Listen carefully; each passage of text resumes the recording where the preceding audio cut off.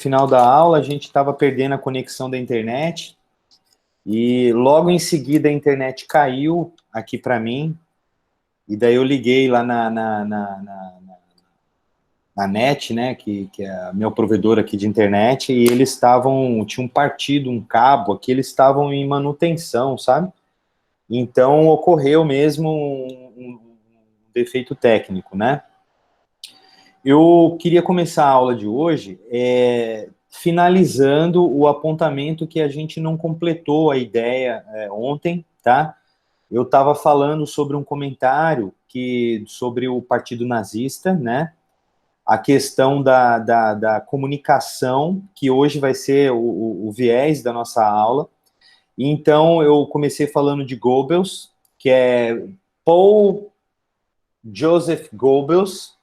Ele era o comunicólogo do Partido Nazista, e ele foi muito importante nesse aspecto de fazer legitimar a ideia do Partido Nazista para o povo alemão. Então, o que ele conseguiu fazer? Ele conseguiu legitimar as investidas do povo alemão contra os judeus. Ele conseguiu fazer com que aquele genocídio não fosse tido como um genocídio. Ele teria sido como um ato legitimado pelo povo através das instâncias de comunicação e propaganda que ele usou, né?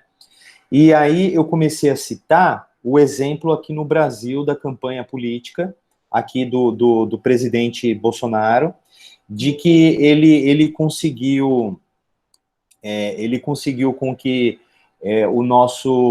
na campanha, ele conseguiu legitimar a candidatura dele com base num ataque do que foi a atuação do partido do PT, né? Que foram muitos anos de atuação do PT. Monique, desliga o teu microfone aqui, ó. Desativa ele, desativei. Deixa eu ver, desativei. Não, desativei. Então, ele conseguiu legitimar a campanha dele, ele foi muito inteligente, o pessoal da campanha dele, em usar os símbolos os símbolos da pátria Brasil, porque o PT, a identidade visual do PT era uma marca vermelha, e o vermelho não tem na bandeira, então ele usou do lado emocional, do nacionalismo, do patriotismo, para embasar a linha de campanha dele, né? E muita gente que não queria o PT, a perpetuação do poder do PT, que já vinha há muitos anos, né? E essa é uma linhagem que já é recorrente na política, você vamos mudar o que está aí, vamos mudar, né? O meu som tá baixo. Deixa eu ver se melhora aqui então, galera. Vê se melhorou aqui. Melhorou, né? Então, o que eles queriam? Eles queriam aproveitar dessa situação de tirar o PT do poder e utilizou com isso uma simbologia nacionalista, né, que até hoje está sendo usada. A questão da bandeira, da camisa canarinho, da bandeira do Brasil, são simbologias que ele utiliza na comunicação dele, né? E daí, hoje nós vamos entrar especificamente nessa questão da comunicação, né? Deixa eu montar aqui a apresentação, a janela da apresentação, para a gente começar a aula hoje sobre a comunicação governamental e eleitoral, né? Conceitos basilares disso, né? Nossa aula hoje, a temática dela são aspectos conceituais sobre comunicação, política e eleitoral. Então, são aspectos conceituais. Então, vocês estão vendo a tela aí, eu vou crescer ela aqui para vocês, para a gente ter uma visibilidade melhor, certo? Então, estamos aí, está sendo mostrado para vocês aí, não está? Então, vamos lá. Comunicação política e eleitoral. Por que são tão importantes? esse teor da comunicação política e eleitoral? Primeiro, porque comunicação é poder.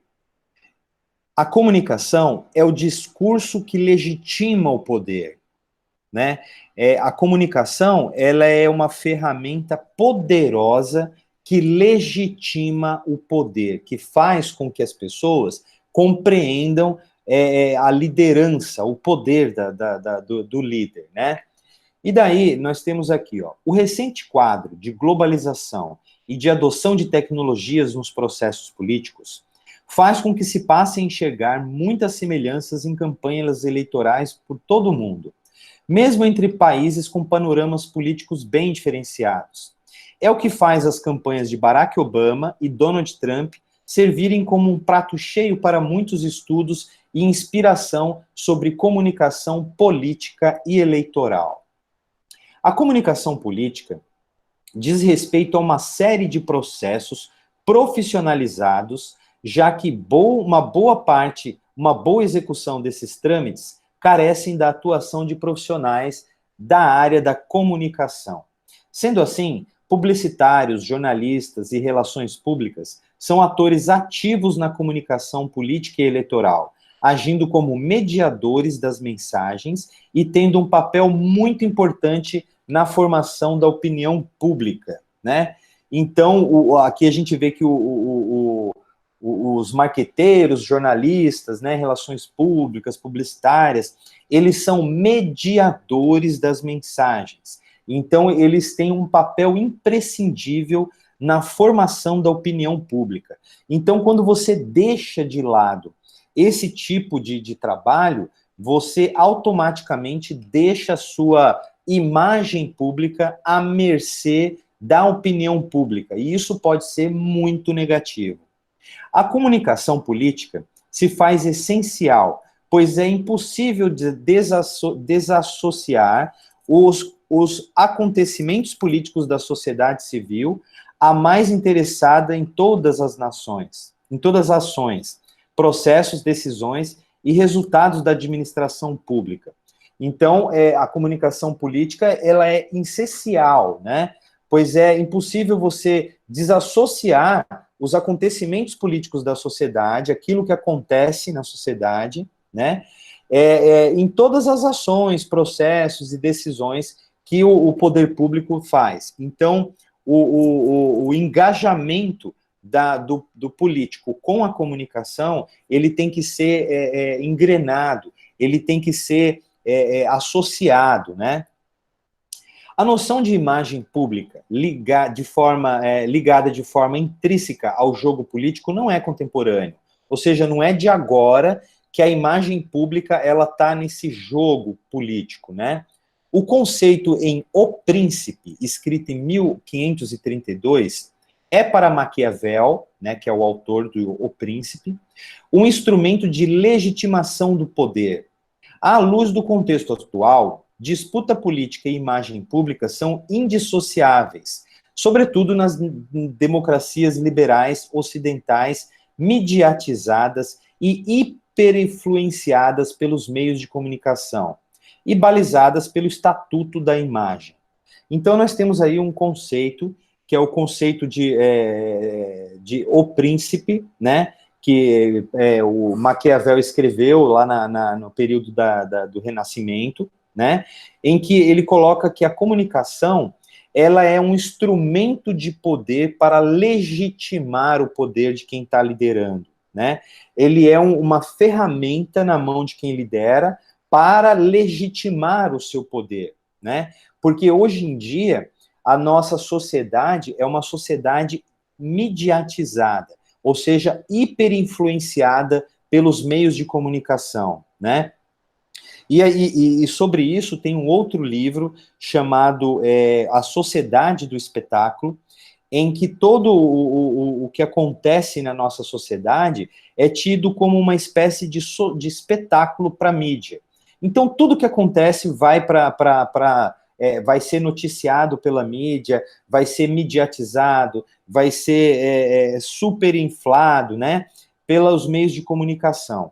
É esse embate que a gente tem visto que tem acontecido com o atual governo para com a imprensa. Não é novidade para vocês de que o nosso o presidente que está aí, ele tem uma certa um certo embate, né? Ele frisa isso toda vez, e isso daí não é positivo para a imagem dele.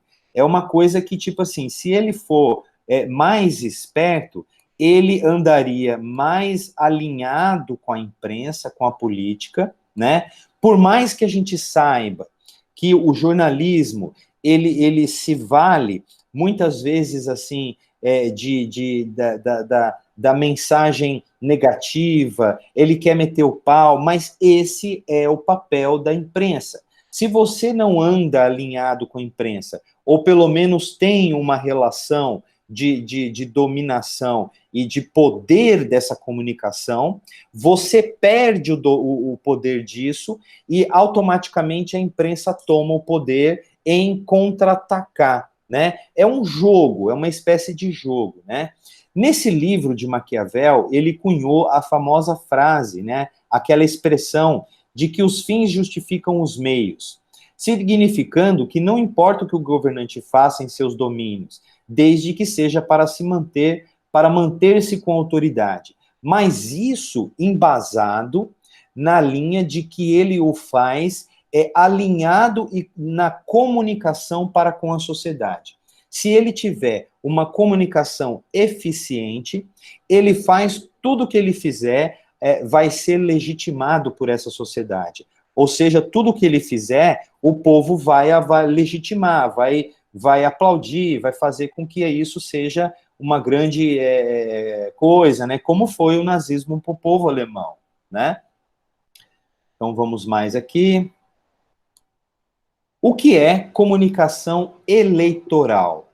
Então, até aqui, a gente estava falando, deixa eu ver o que colocaram aqui, porque talvez possa ter saído o slide, né? Será que é isso?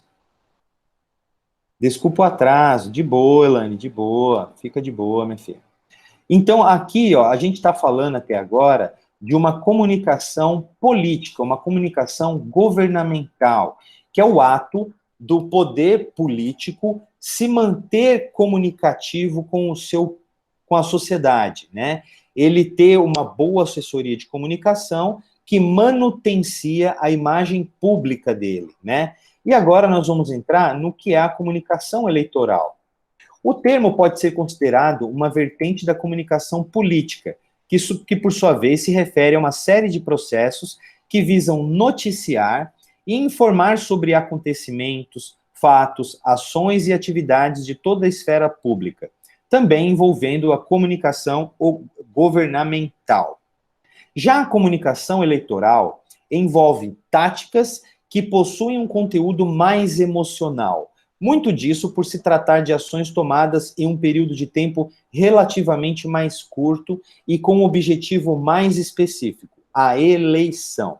Então, a comunicação governamental ou o marketing político, por assim dizer, ele é o marketing que o governante, que o líder político faz durante o pleito dele.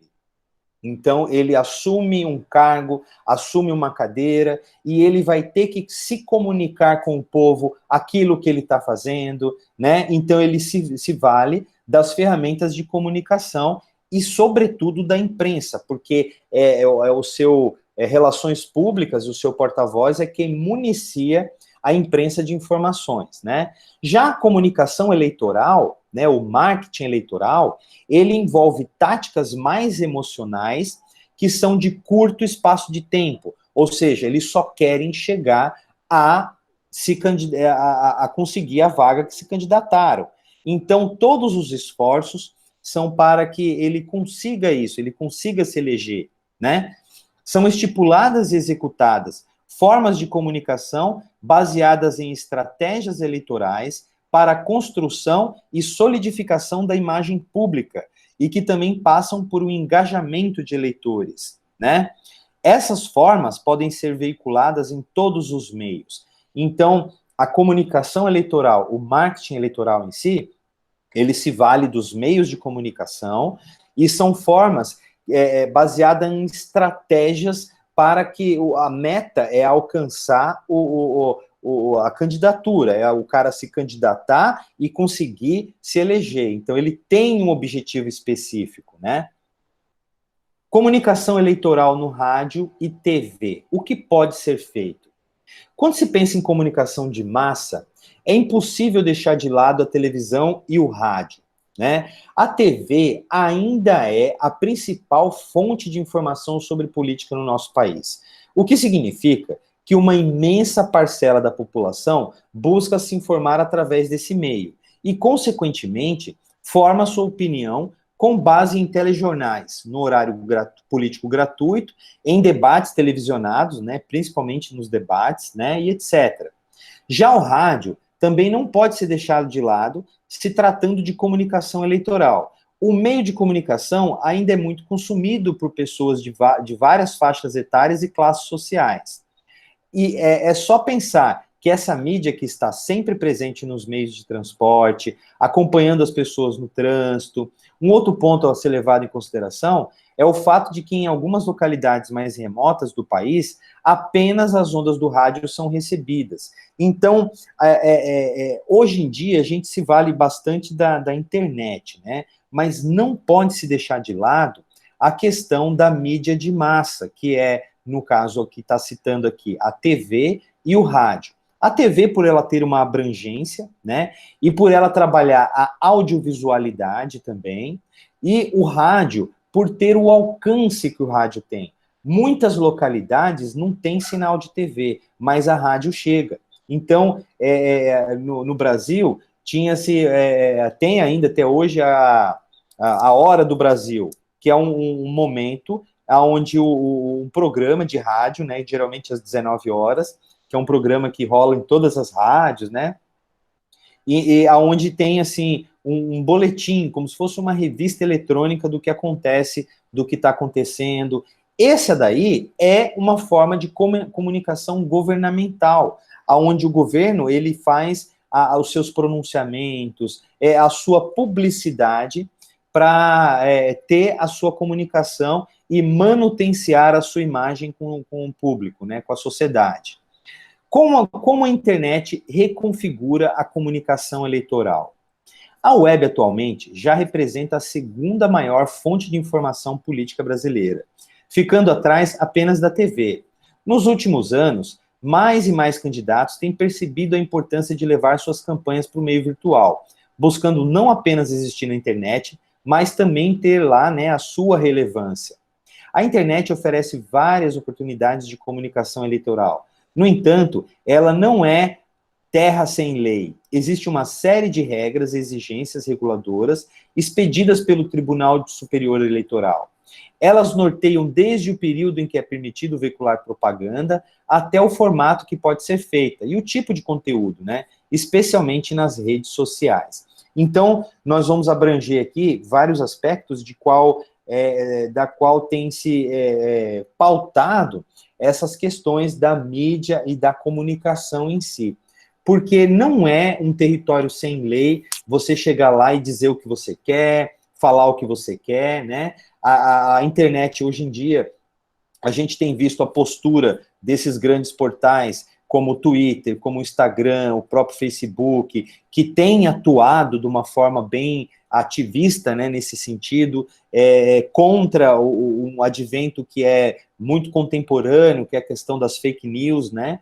E isso tem sido um novo tipo de comunicação, né? A gente arrisca dizer que nos livros, nos autores mais assim, de alguns anos para trás, ainda colocavam a TV como a maior fonte de informação da política brasileira. Alguns autores contemporâneos já estão discordando disso e colocando a internet como a maior fonte de informação. Por quê? Por meio dos grupos de WhatsApp, por meio das redes sociais, por meio de toda essa parafernália digital desse mundo paralelo que a gente está imerso, nós já estamos, assim, substituindo a TV aberta, o jornalismo, né? Até por julgar o jornalismo um pouco tendencioso, como a gente tem visto agora no Brasil, isso é uma coisa que é recente, é desse governo, o embate do nosso presidente com a imprensa fez com que a noticiabilidade jornalística caísse um pouco em descrédito, né? O brasileiro passou a entender o seguinte: vamos ver a linha editorial dessa TV. Então tá bem claro e bem dividido isso na internet. Você pode perceber, por exemplo, a Globo, ela tem uma postura de atacar o governo, né? De combater, de bater de frente com a postura do governo. Você tem os canais que são mais favoráveis, que apoiam. Então, se você assistir um jornal de uma emissora, você vai perceber um tipo de noticiabilidade. Se você assistir na Globo, por exemplo, você vai assistir outra. E isso tem aparecido, tem ficado muito latente para a sociedade. Aí, como que eles estão se municiando de informação? Eles buscam, por meio da internet, né, as informações. Só que isso, por um lado, é muito perigoso, porque hoje em dia, com o advento das fake news, tem sido muito fácil qualquer pessoa criar um factoide, né? Que factoide é uma espécie de plantar uma notícia, plantar uma matéria, plantar uma notícia falsa, né? E daí dissimular ela como sendo uma notícia verdadeira. Muita gente cai nisso porque as pessoas no Brasil não têm o costume de checar a veracidade da informação. Então, tudo que se lê na internet acredita-se como se fosse uma verdade, né? E isso é uma coisa muito grave, porque nós temos um país que ele as pessoas não têm o costume de ler, de checar as informações, e daí qualquer notícia que cai no WhatsApp, ou no Insta, no Facebook, no Twitter, as pessoas já logo, se ela está contra o governo, ela já vai e acredita naquilo. Se ela está a favor do governo, é a mesma coisa, né? Então, é muito perigoso você se situar na comunicação com base nesse tipo de informação, sem ter a devida checagem dessas informações, né? É uma coisa que tem acontecido muito no Brasil. Vamos aqui adiante. Então, foi até aqui o slide. Vamos abrir aqui para um palco de discussões. Então, eu vou tirar aqui e abrir agora para um debate nosso sobre esses conteúdos, né? Primeiramente, o que vocês entenderam, se ficou claro essa diferença, né? Nós vamos esmiuçar isso ainda mais, sobre as semelhanças e diferenças entre o marketing político e o marketing eleitoral, mas, em suma, esses conceitos da comunicação, eles nos trazem a ideia de que a comunicação ela é uma ferramenta de poder. Como a gente viu na primeira aula, desde lá, milênios atrás, o Egito já se valia desse tipo de ferramenta para legitimar os seus dogmas, tanto religiosos como o poder dos faraós, né? E lá, o poder, ele não era um poder democrático, era um poder imperioso, era um poder, assim, fundado através da hierarquia familiar. Então, o filho do faraó, ele era o próximo faraó, né? Então, isso acontecia... Oi, Paulo, deixa eu desligar o teu microfone. Então, o poder era legitimado através da comunicação. Como nesses períodos eles não tinham ferramentas da imprensa e ferramentas comunicacionais como nós temos hoje, eles se valiam da arte. Então, nas pirâmides, a gente tem aqueles hieroglifos que eram utilizados para legitimar o poder. Em Roma, foi citado Roma, eles faziam aqueles pórticos de entrada com alto relevo, mostrando o imperador vencendo o inimigo, né? Para vocês terem uma ideia, como que era o processo de aculturação. Vocês já ouviram falar nesse termo? É um termo chamado aculturação. Deixa eu colocar aqui, aculturação. O que é aculturação? Aculturação é você implantar uma certa cultura sobre a outra, né, subjugando aquela cultura que você está destituindo. Por exemplo, o Império Romano, no crescimento do seu império, lá nas suas conquistas, eles conseguiram boa parte da Europa naquele período, pelo processo de violência nas suas conquistas, mas também pelo processo de comunicação política. Olha como os caras eram espertos. O que eles faziam? Primeiro, eles eram politeístas, né, no começo do Império Romano, e eles não aceitavam os deuses das outras culturas. Eles eram guerreiros, porque eles fomentavam o maquinário do exército, aquela coisa toda, né? Era um período muito violento. E daí eles invadiam um certo povo lá, um certo vilarejo e tal, coisa. Quando eles chegavam lá, a primeira coisa que eles faziam? Eles pegavam todos os metais, bronze, estátua de ouro, e derretiam esses metais para fazer moedas com a cara do Império Romano.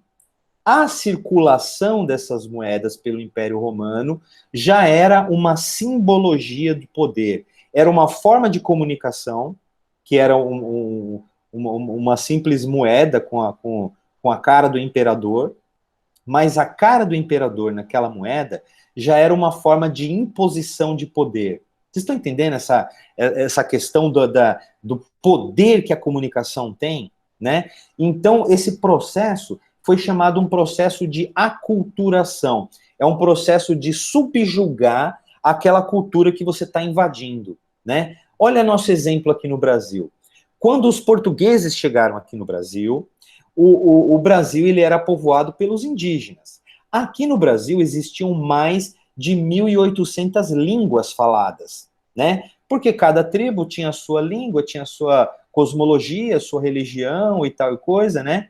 O processo de aculturação do Brasil deu-se primeiramente com a implantação da língua oficial portuguesa. Então, nós falamos o português brasileiro por uma imposição de aculturação. Ou seja, destitui-se as línguas que existem aí, né? Ou seja, para você ser um cidadão brasileiro, você tem que ser alfabetizado. Se você saber ler e escrever, você é tido como um cidadão, como você é um cara alfabetizado. Mas alfabetizado em qual língua? Na língua que eles nos impuseram.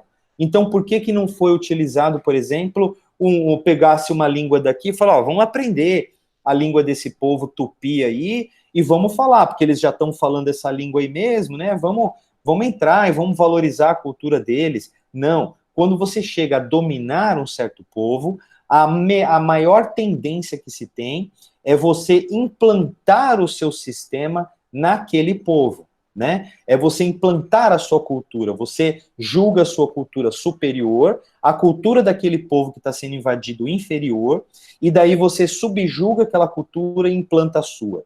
Isso é um processo de aculturação, né? Aconteceu com os jesuítas e com a religiosidade no Brasil. Então, se os índios acreditavam no Deus Sol, no Deus Rio, no Deus Árvore, sei lá, na Mãe Natureza, no Sol, na Lua, no Cambau, quando chegou aqui os portugueses, eles implantaram o cristianismo. Então, aqui tornou-se um país essencialmente católico por causa desses motivos de aculturação. Porque a simples dominação cultural já é um discurso de poder. E o poder, ele se baseia no discurso. Quem tem uma boa oralidade, quem tem uma boa dicção, quem sabe organizar, encadear uma boa ideia, tem uma tendência à liderança. Pessoas que são mais tímidas, pessoas que não têm uma certa oralidade, elas dificilmente elas conseguem cargos de poder, conseguem, assim, assumir lideranças, porque lhes falta comunicação. E comunicação é poder. Então, quando a gente trata dos políticos, das campanhas, do marketing eleitoral e do marketing político, a primeira coisa que a gente tem que embasar e olhar é como que é a comunicação desse cara. Como que esse cara fala? Como que é a postura dele, né? Se é uma postura comunicativa, se o cara tem uma boa lábia, ele já tem grande chance de ser eleito, né? Então, nós temos o exemplo aqui do Luiz Inácio Lula, de que ele, em várias eleições que ele tentava ser eleito, e ele não conseguia, porque os caras não conseguiam mudar o tipo de comunicação que ele falava. Ele era uma pessoa muito grosseira, ele não tinha muito trato na língua, aquela coisa toda, então ele acabava por ter uma rejeição da população. Quando ele foi trabalhado por Duda Mendonça, por Nizam Guanais, pelos profissionais mais top do mercado da comunicação, os caras sentaram com ele e deram ele foi sabatinado, sabatinado, tipo assim, ele teve aulas constantes uma atrás da outra para ele aprender a falar melhor, para ele aprender a ter uma postura.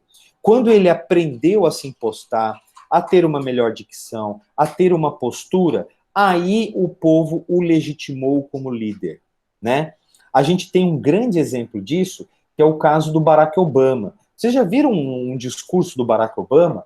O cara, ele tem, assim, uma dicção, ele é perfeito para convencimento, porque ele tem, ele utiliza muito bem as pausas do discurso, sabe? Ele fala alguma coisa, aí ele dá uma pausazinha, o pessoal aplaude. Aí ele fala mais outra frase de efeito e ele dá uma pausazinha para a pessoa assimilar e fazer um encadeamento assim da ideia. Ele é profissional da oralidade, né? As pessoas que estudam oralidade utilizam ele como exemplo, porque ele é um verdadeiro orador, é uma pessoa que sabe impostar e sabe colocar o seu poder, a sua dicção, a sua comunicação em favor da sua posição, né? Da legitimação do seu poder enquanto político, né?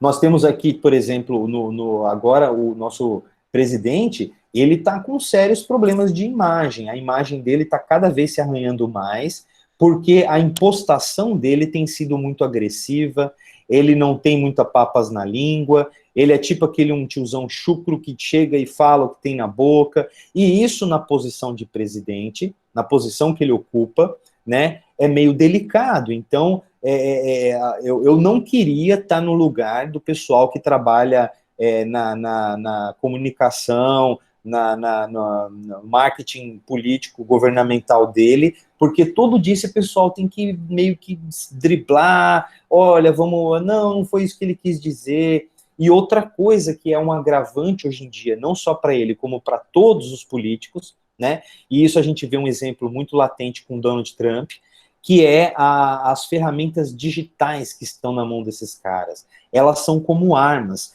porque um Twitter mal feito, uma mensagem muito mal colocada, ela pode gerar uma coisa sem precedentes, né? Você vê que hoje em dia o Twitter ele é muito imediato. Então, um cara coloca lá, fala, esses chineses que veio trazer o coronga para o Brasil. Nossa, aquilo teve uma repercussão muito negativa. Aí o cara lá na China já vai e reclama e tal, coloca o país numa posição delicada, né? Com base no exterior. Então, são ferramentas que, ao mesmo tempo que elas equalizam e potencializam o alcance das informações e da comunicação, pelo imediatismo delas e pela facilidade que esse povo tem acesso a isso, elas se tornam, assim, verdadeiras armas, verdadeiras, assim, armas para eles atirarem no próprio pé deles, entendeu? Então, essas equipes de comunicação, de marketing, todo dia tem que estar monitorando tudo isso, para não ocorrer problemas ou para atenuar os problemas causados pelo uso dessas ferramentas. E isso é muito grave, né? Se a gente vê que, tipo assim, a comunicação é poder, mas se você sabe usá-la, porque a própria comunicação pode te derrubar, né? E aí eu quero abrir o espaço agora para vocês aqui entrarem, né, na discussão, porque vocês aqui por meio, ou tanto da fala, ou por meio do comentário aqui, podem dar uma contribuição, né, e trazer perguntas, comentários para a gente aqui continuar nosso debate. Quem se arrisca aí a colocar alguma posição, alguma pergunta? Hein, Anderson, está tudo jóia aí? Doutor Breno, Ilane, Monique, Marcelo, o Wanderson, o Paulo. Professor, aqui tá tudo tranquilo. Tá claro para vocês? Tá. Tá, professor, eu acho que é uma enxurrada de informação, né? É um assunto meio complexo, ainda mais quando remete política, né? Que, sei lá, é estranho. Mas acho que tá de boa. Eu concordo que, tipo assim, é muita informação, mas eu tento trazer, assim, de uma forma mais mastigável, mais digerível, para que vocês compreendam, porque a gente pouco que foge de termos muito técnicos, né? Eu tento trazer de uma forma mais simples, mais didática, né? Para que não fique, assim, tenso, né, de lidar, igual o Marcelo colocou. Estudar política e debater política no Brasil é bem delicado. É mesmo, viu, Monique? E como eu falei na primeira aula, é uma disciplina um pouco que é um tabu, né? Porque você mexer com dogmas e valores daquilo que as pessoas acreditam é muito delicado. Então, por exemplo, a gente vai estar falando aqui do governador, do presidente, do vereador, de não sei quem, e são posições políticas, mas eu já deixei claro lá que a gente não tem nenhum viés aí ideológico, a gente está só colocando os pratos na mesa para a gente discutir, né? E com relação à comunicação, uma coisa é fato, o presidente ele não tem sabido lidar muito bem com isso, né? Se ele soubesse lidar de uma forma mais suave com a comunicação, trabalhando meio que tentando, sabe, dançar com a imprensa, tipo assim, de Professor, uma forma mais educada, seria mais fácil para ele. Pode falar, Marcelo. numa aula, acho que foi na semana passada, o senhor falou que não tem como recuperar uma empresa que já está praticamente, entre aspas, né, falida, com o marketing. Na política, no caso no quadro que a gente vive hoje, não que o país já esteja, não que o presidente já esteja falido, entre aspas. Você está entendendo mais ou menos a comparação, né? Mas Uhum. assim, você acha que se ele olhasse para trás, para ver a campanha que ele fez, que é do tudo que ele falou e tudo mais, para ele fazer hoje, tentar reverter essa situação que o povo tá todo mundo indo contra e tudo mais, a maioria, né? Indo contra e os que votaram nele não estão achando bom mais, tudo mais. Você acha que pode acontecer da equipe de marketing dele orientar e se ele quiser ele pelo menos ser um pouco mais razoável nas conversas deles, nas respostas dele quanto à imprensa, quanto a todos os problemas que está tendo? Uhum, eu entendi, né? Eu entendi a pergunta, a colocação.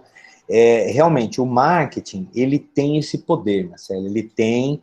A comunicação, ela legitima o poder, como eu falei aqui, né? Da mesma forma que ela também derruba essa legitimação, dependendo da postura do governante, né? Existe uma postura que no marketing a gente chama de apelar para o emocional, sabe? O ser humano, ele é altamente emotivo, né? E tem uma palavrinha mágica, tem uma palavrinha que, tipo assim, o cara pode nem estar com aquela atitude, mas Já se até ele sei qual é. utilizar essa palavra, qual que é, então? Coloca para mim falar. Ele vai chegar, ele vai, tipo, falar, ele vai, entre aspas, se desculpar. Falar que Desculpa. a atitude dele foi errada e tudo mais. Claro. Essa é a palavra, cara.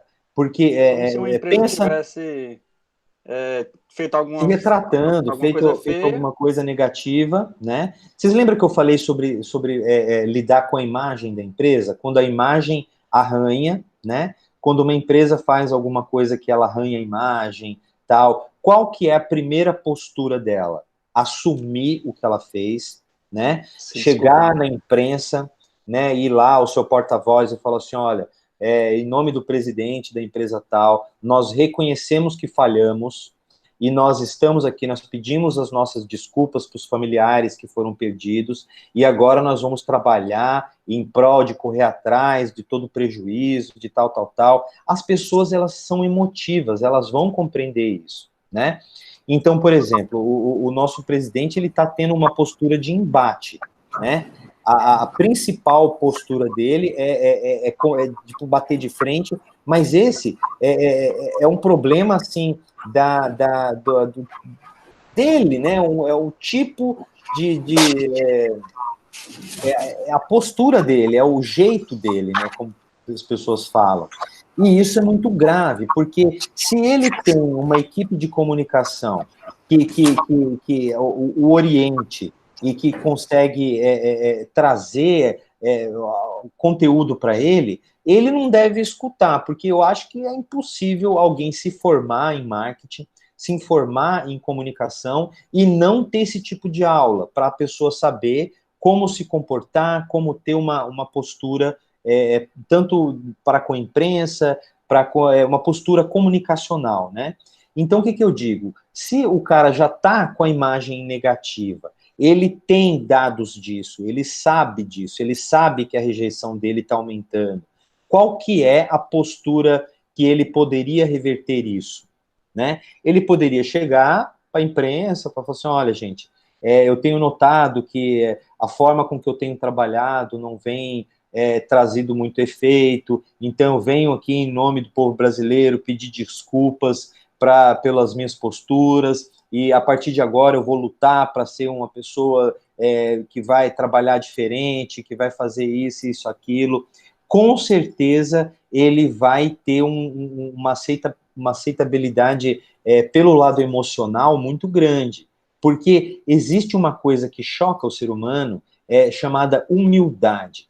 Para que o cara consiga pedir desculpas, o ato de você se desculpar, você já está pressupondo que a outra pessoa está certa. Vocês não concordam? Porque se eu peço desculpa, é porque eu concordo que você está correto e eu estou errado. Então, esse é o primeiro ato, a humildade. Quando você chega a esse patamar humilde de pedir desculpa, a outra pessoa, ela fica desarmada. Ela fica, ela estava cheia de pedra na mão para te tacar. Mas quando você pede uma desculpa, ela já atenua o discurso. Ela fala, tá bom, pô, né, tudo bem, vou pensar, tal. Por mais que ela se coloque altiva, mas o ato de você pedir desculpa é uma grande chance de melhorar a imagem, né? Esses dias aconteceu algo parecido. O presidente falou e daí para as mortes, né, que estavam acontecendo. E aí ontem eu vi no jornal ele lamentando cada morte. Então, assim, eu acho que já foi a comunicação, a assessoria dele que já pediu para ele ir para a imprensa, lamentar as mortes para poder limpar a imagem dele do Idaí, não é isso? Alguém está tentando polir os arranhões que ele fez. Porque eu não acredito que um cara do nível da presidência não venha acompanhado de uma assessoria de comunicação. E esses caras, que são assessores do presidente, são pessoas formadas, pessoas cultas, pessoas que entendem de discurso, né? Então, se ele veio a público dizer isso, é porque naturalmente ele foi aconselhado a isso. Então, até mesmo naquele dia que ele mandou a repórter da Folha de São Paulo, uma senhora de 50 e poucos anos, calar a boca, né? E mandou o outro cara lá, cala a boca, né? Aquilo soou muito mal, muito mal, muito mal. Na imprensa inteirinha, já no mundo inteiro, começou a colocar. No mesmo dia, à noite, ele foi lá e falou, olha, gente, eu posso ter me excedido com vocês, peço desculpa aqui. Ou seja, a gente que conhecendo o jeitão dele, a gente sabe que é um cara explosivo tal, e que não parte muito dele essa questão de se desculpar, né? Isso foi uma orientação passada pela equipe. Quer colocar, Anderson, entrar a palavra aí? Quando a gente fala em comunicação, que seja política, ou pessoal, ou profissional, a gente, como está no segmento de marketing, eu acho que qualquer profissional hoje que quer destacar na sua profissão, a comunicação é essencial, né? Independente do segmento. Estou falando aqui da política em si. Eu estou até, inclusive, finalizei um treinamento ontem, estava fazendo com coach, e finalizamos com essa parte de comunicação ontem. É muito interessante. Eu já estudei muito sobre isso e continuo estudando. Então, estou até falando desses quesitos aí. Eu estou lendo aqui as armas da persuasão, né, que fala sobre essa questão dos gatilhos mentais. Isso é legal, hein? Esse livro é muito legal. Você chega numa fila do banco, tem teste que comprova isso. Você chega numa fila, você pode passar na fila de 3, 4. Aí chega outro que faz o mesmo e se volta e pede desculpa e explica por que está fazendo aquilo. Pode ser a desculpa mais boba do mundo. A pessoa, muitos aceita aquela desculpa. Então, nós, como está num segmento, que seja no marketing ou profissional, nós temos que dedicar esse quesito, comunicação. Aqui tem até um estudo aqui que fala que 76% dos problemas dentro das empresas são devido à falta de comunicação. Tem uma pesquisa de Harvard que fala que 60% das demissões são por questões de relacionamento, por má comunicação entre chefe e liderado, assim por diante, tem várias pesquisas. Então, acho que o assunto comunicação como um todo, eu acho que independente da aula aqui, eu acho que todo mundo tem que buscar mais sobre isso. É de suma importância para qualquer profissional hoje. É interessante essa frase que o senhor colocou aqui, e eu concordo. Comunicação é poder, independente do segmento. Quem se comunica bem, se relaciona bem, tem postura, destaque em qualquer segmento, em qualquer profissão. É verdade, boas colocações. Quem lembra do Chacrinha, né? Eu acho que vocês não têm tanta idade para lembrar dele, ele já colocava assim: eu lembro. Quem não se comunica, se estrumbica, né? Ou seja, é uma forma dele colocar que a comunicação, ela é uma das ferramentas importantes de legitimação do poder. Então, quando uma pessoa sabe se comunicar, ela sabe se colocar com a razão, né? E até mesmo como o Anderson colocou ali, se o cara fura uma fila e não fala nada, você fica, né, fala, pô, o cara tá errado, que não sei o quê. Se o cara fura a fila, ou se ele pede, ou se ele chega com um argumento, pode ser o argumento mais esdrúxulo do mundo, mas a postura dele de se comunicar, o motivo pela qual ele está fazendo aquilo, primeiro, ele já está reconhecendo que é errado. Segundo, ele está dando uma satisfação. E terceiro, a maioria das pessoas elas vão cair independente da satisfação que for, só pelo fato do cara se comunicar, né? Existe mesmo essa questão da persuasão, né? Que a arte da persuasão é uma arte da retórica, é uma arte de você se comunicar de uma forma coesa, de uma forma clara, você convence a pessoa a fazer qualquer coisa através da comunicação, né?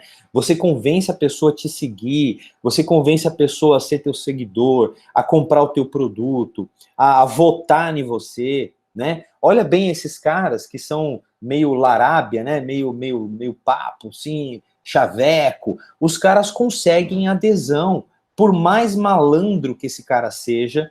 Você consegue, tem cara que tem uma fala tão boa, né, que você se convence que aquela pessoa tá certa só pelo desenrolar da pessoa, pelo ato dela falar, né? E aí você tem um detalhe que no marketing político tem um negócio que na campanha eleitoral em si, né, que é o caso dos debates.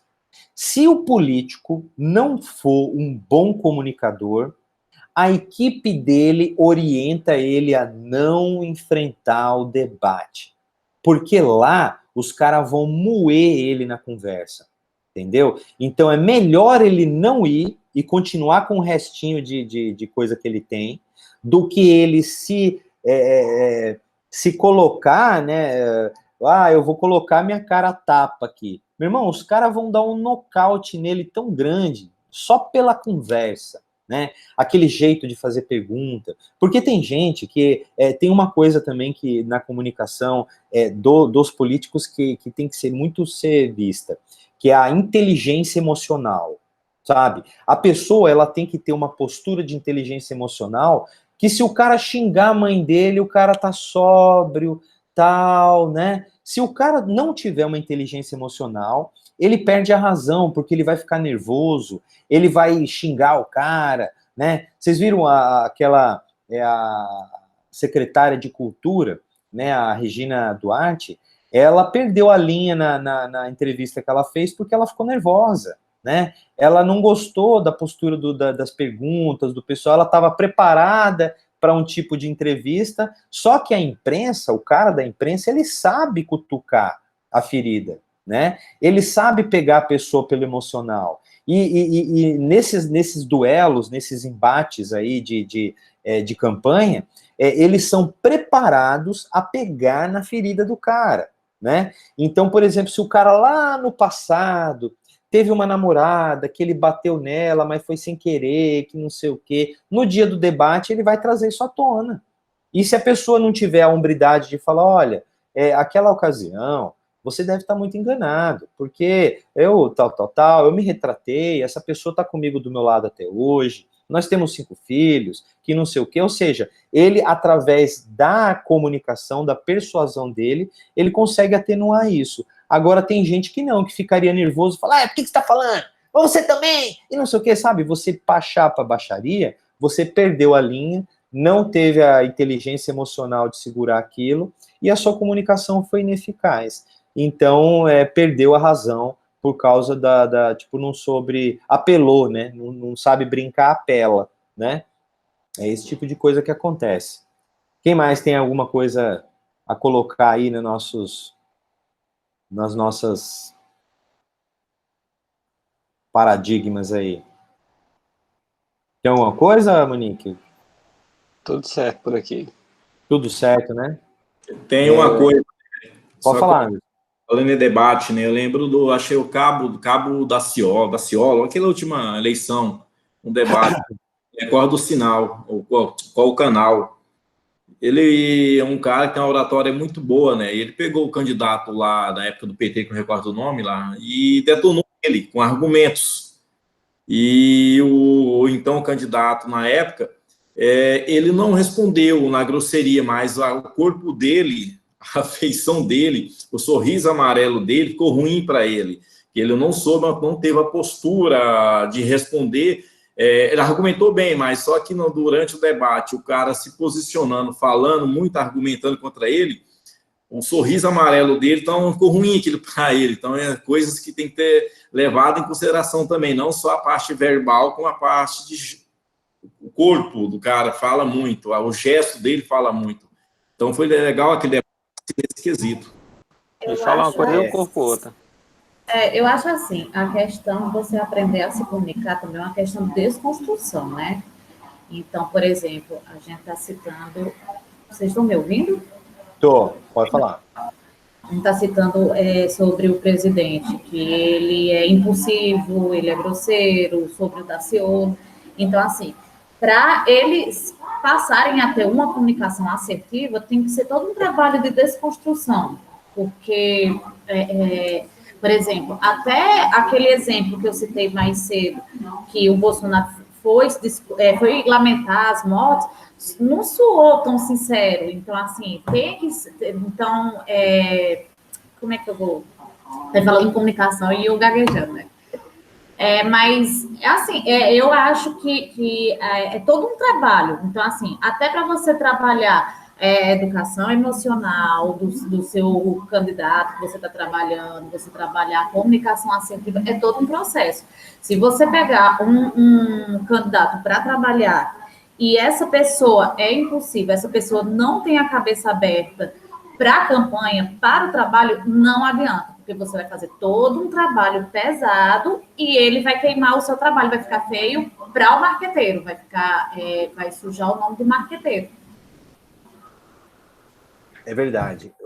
Tem ainda, tipo assim, um paradigma da comunicação, que o Anderson chegou a citar na fala dele aí, que é a postura corporal, né? O corpo fala. Tem um livro que explica muito bem isso, que é o corpo, chamado O Corpo Fala. Se vocês tiverem possibilidade, tá? Eu posso até procurar, porque eu acho que tem ele em PDF aí na internet, né?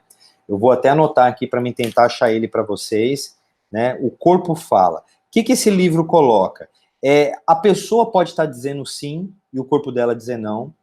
A pessoa pode estar mentindo, né? E você percebe isso. A pessoa pode estar nervosa e você percebe isso a partir da gestualidade dela. Então, um simples sorriso pode sorrir, a pessoa pode estar sorrindo por fora, mas por dentro ela tá, vixe, pegar esse cara, eu mato, né? Então tem gente que não consegue se conter, isso faz parte da inteligência emocional também, né? Por exemplo, tem gente quando fica nervoso treme, né? E não consegue se controlar. Então o que os marqueteiros trabalham? Trabalham com a psicologia da pessoa, trabalham com a questão emocional dela, a inteligência emocional, o controle. Primeiro, para um candidato se colocar como candidato, né? Olha o que os marqueteiros orientam. Falou, cara, você está legitimado pela sua família para ser candidato, porque a tua rotina dentro da tua casa vai mudar, a tua vida vai mudar, eles vão revirar a tua vida do avesso, você tem estrutura emocional para aguentar isso, né?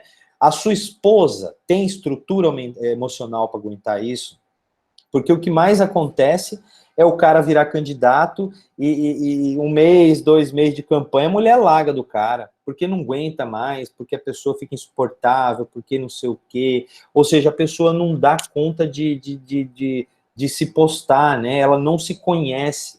Primeira coisa é se conhecer, entender os seus limites. Quando tem gente que, tipo assim, sabe muito bem. Eu, por exemplo, aprendi que, tipo assim, quando alguém tá te atacando, quando alguém tá me atacando, tal, quanto mais suave, quanto mais calmo você tiver, melhor decisão você vai tomar.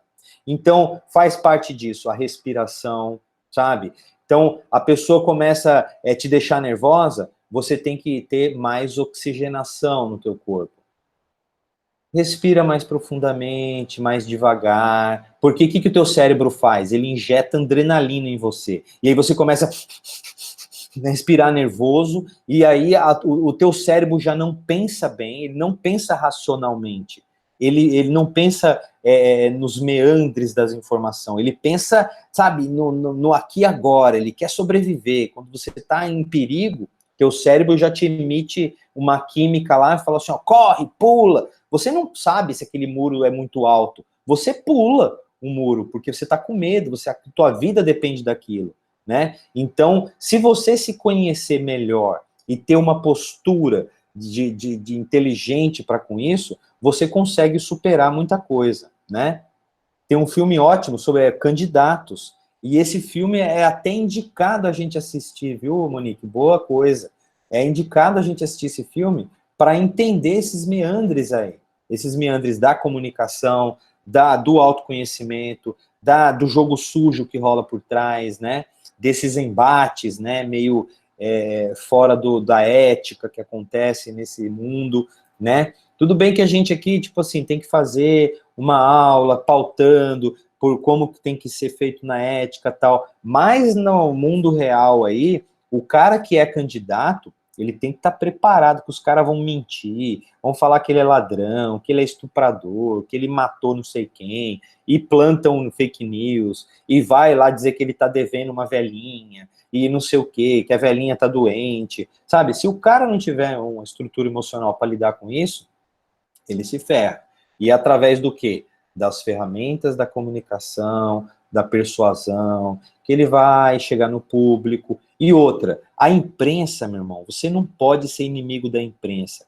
Jornalista é bicho, sabe, sem vergonha. A gente sabe, né, que a gente meio que lida com a comunicação. Muitos de nós trabalhamos nesse meio e a gente sabe como que é. Então, se você quer ter um inimigo, não tenha nenhum inimigo advogado, nem um inimigo jornalista, porque esse povo, eles sabem como pegar a ferida, né? A Monique só trabalha com jornalista, você sabe muito bem, né, Monique? Ai de você pisar no calo de um povo desse aí. Os caras são, sabe, eles destrói a tua vida, meu irmão. E o que o presidente está fazendo? Ele está só se jogando num buraco, né? Eu sinto informar, mas se ele não mudar a postura dele, se ele não trabalhar isso, tá fadado. Eu não sei se ele chega ao final desse mandato, cara. Escreve o que eu tô falando. Eu não tenho certeza se ele chega no final desse mandato pela falta de inteligência emocional que ele está colocando, entendeu? Independente de ideologia, se ele está fazendo certo ou errado, tal, mas a postura que ele tem para com a comunicação não é favorável para ele. A opinião pública já tem aumentado a negatividade da visibilidade dele, então um caso tá crítico pro lado dele. Cada dia ele dá um jeito de piorar a história dele. Em vez dele fazer tudo isso que a gente está falando, chega lá, pedir uma desculpa, ou agir, né, com base nesses conceitos do marketing político, não. Parece que ele faz tudo ao contrário. Então, vamos fazer o quê, né? Mas eu acho que por hoje é isso, né? A gente não é aconselhável a gente até estender muito as aulas em vídeo, assim, porque depois fica muito conteúdo para assistir, né? Até para você rever esse conteúdo fica muito comprido, para você vai querer fazer uma prova, você vai querer assistir as aulas, vai ficar uma coisa, né, muito extensa para se ver. Tá bom, gente? Eu acho que por isso é isso aqui. Deixa eu ler se tem algum comentário novo. Aqui. Esse conteúdo fica gravado no nosso portal? Oi? Esse conteúdo fica gravado aonde? Tem um site, o Anderson, tem um site que eu crio exclusivamente para isso, tá? Ele fica lá no adrians.com.br, dentro de docência, disciplinas, e lá embaixo tem a disciplina de marketing operacional, tá? Eu apresentei ontem ele na aula, e daí toda a aula eu coloco lá. Eu vou colocar lá no portal, porque eles pedem para a gente colocar alguma coisa no portal. Só que eu acho o portal da faculdade, ele é um pouco complexo, pesado de entrar, tem que botar senha, e às vezes muitos alunos não conseguem ter acesso. Então, para viabilizar a acessibilidade do conteúdo, eu criei um site próprio para isso, tá? Que é lá que posto todas as aulas, eu vou estar colocando lá. A aula 1 de ontem já está lá com o slide.